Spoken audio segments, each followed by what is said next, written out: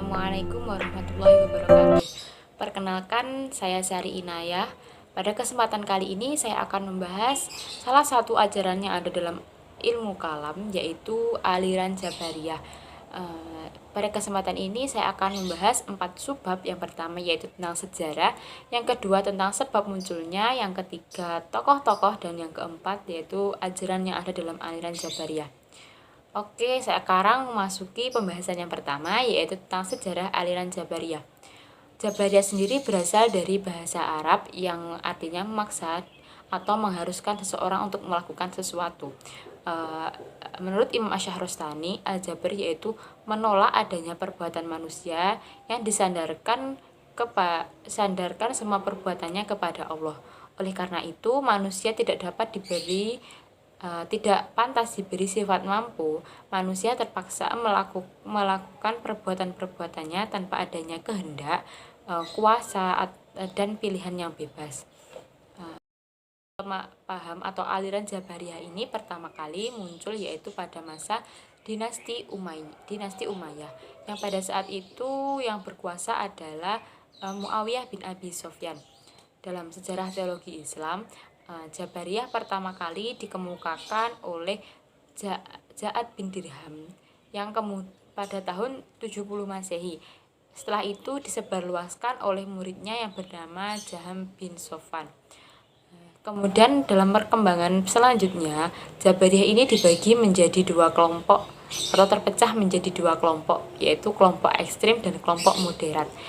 Dua golongan ini memiliki perbedaan yang sangat signifikan, yaitu golongan pertama terkesan sangat keras dan fanatik, sedangkan golongan satunya lebih luwes dan mudah menerima pendapat dari golongan lain. Bahkan golongan ini bisa mengkombinasikan pendapat-pendapat dari golongan lain.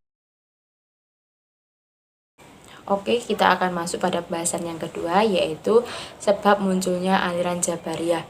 Sebenarnya asal usul munculnya aliran Jabariyah ini belum diketahui secara pasti dari beberapa faktor.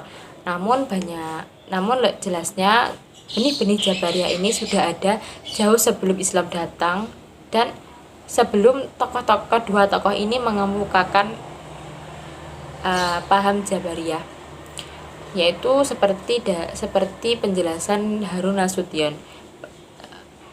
Dulu masyarakat Arab yang hidup di gurun kelihatannya sudah terpengaruh oleh aliran Jabariyah.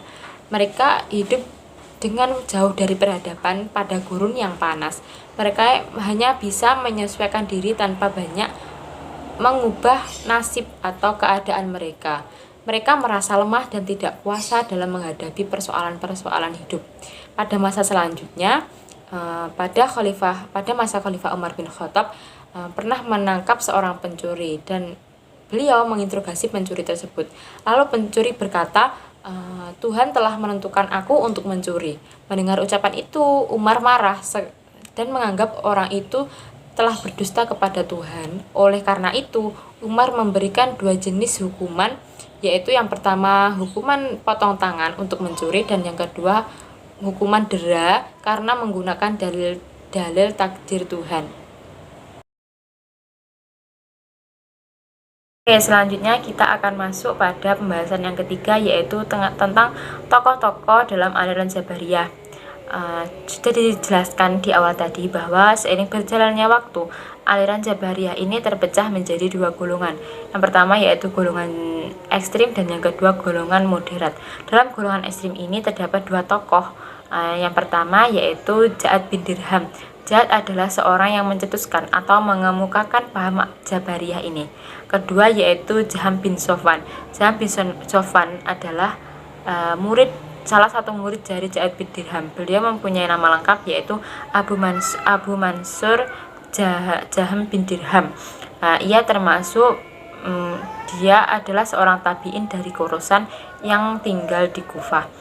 Selanjutnya yaitu tokoh dalam golongan moderat. Pertama ada Husain bin Muhammad bin Najjar yang memiliki nama lengkap yaitu Husain bin Muhammad An-Najjar.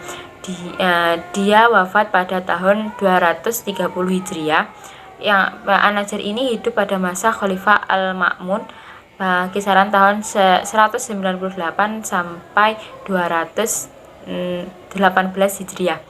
Awal mulanya An-Najjar ini adalah seorang Mu'tazilah, lalu keluar dan mengikuti mazhab Ahlussunnah wal Jamaah. Namun setelah itu beliau mendirikan mazhab sendiri yang dinamakan Najjariyah. Beliau ini berusaha untuk memadukan paham-paham yang ada. Namun terkadang fatwanya itu cenderung mengikuti aliran Mu'tazilah dan kadang cenderung pada Jabariyah. Tokoh selanjutnya yaitu Ad-Dirar. Ad-Dirar memiliki nama lengkap Dirar bin Amr. Beliau memiliki pendapat yang sama dengan An-Najjar. Baik, untuk pembahasan yang terakhir yaitu tentang ajaran pada aliran Jabariyah. Tadi sudah dijelaskan bahwa di depan bahwasanya aliran Jabariyah ini terbagi menjadi dua golongan. Golongan yang pertama yaitu golongan ekstrim dan yang kedua adalah golongan moderat. Dalam golongan ekstrim ini manusia menurut mereka manusia itu tidak mampu berbuat apa-apa. Artinya manusia ini tidak memiliki kehendak atas dirinya sendiri dan tidak mempunyai daya. Kemudian menurut mereka surga dan neraka itu tidak kekal. Iman menurut mereka adalah makrifat yang artinya membenarkan di dalam hati saja. Yang selanjutnya adalah kalam Tuhan itu adalah makhluk. Artinya makhluk di sini artinya baru. Kemudian Allah Maha Suci dari segala sifat yang menyerupai manusia. Baik, selanjutnya yaitu ajaran dalam aliran Jabariyah moderat. Mereka mempunyai pendapat yang berbeda dengan golongan ekstrim. Pada golongan ini mereka berpendapat bahwa Tuhan yang menciptakan perbuatan manusia, baik itu perbuatan jahat maupun perbuatan buruk. Tetapi di sini manusia masih memiliki andil atau memiliki bagian dalam menciptakan atau mewujudkan perbuatannya. Setelah itu manusia di sini tidak hanya seperti wayang yang digerakkan oleh seorang dalang. Jadi di sini manusia masih masih bisa berusaha atas apa yang diperbuatkannya. Selanjutnya yaitu tentang melihat Tuhan. Mereka berpendapat bahwa kita tidak bisa melihat Tuhan di akhirat nanti. Namun